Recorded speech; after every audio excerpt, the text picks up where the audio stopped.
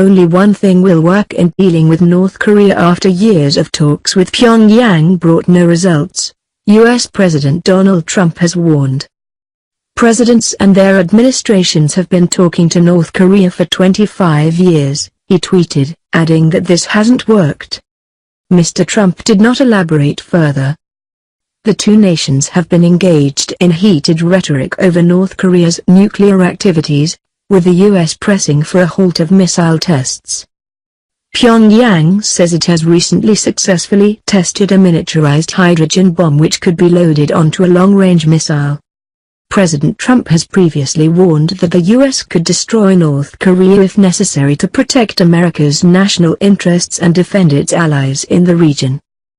North Korean leader Kim Jong-un on Saturday praised nuclear weapons as a powerful deterrent which guaranteed his country's security, state media reported. In a speech addressing the complicated international situation, he said such weapons had safeguarded the peace and security in the Korean Peninsula and Northeast Asia against the protracted nuclear threats of the U.S. imperialists. He said his country's policy of simultaneously pursuing the development of nuclear weapons in parallel with moves to strengthen the economy was absolutely right.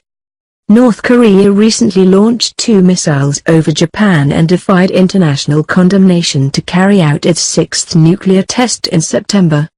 It has promised to carry out another test in the Pacific Ocean. There are fears in the West that is rapidly reaching the point where it is capable of developing a nuclear-tipped missile that could reach the U.S. mainland. Escalating tensions.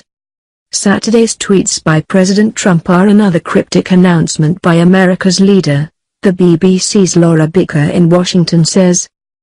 Last week, it was suggested that U.S. Secretary of State Rex Tillerson had direct lines of communication with Pyongyang to try to resolve the escalating tensions.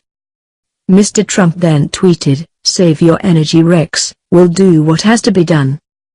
On Saturday, the U.S. president insisted he had a good relationship with his Secretary of State, but added that Mr. Tillerson could be tougher. Earlier in the week, Mr. Tillerson had denied rumors of a rift between the two men. Amid media reports he had called the president a moron.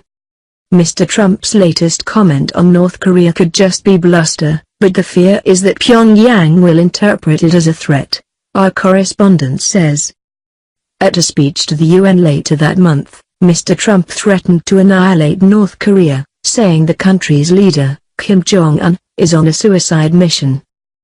In exchange, Mr. Kim in a rare statement, vowed to tame the mentally deranged U.S. dotard with fire.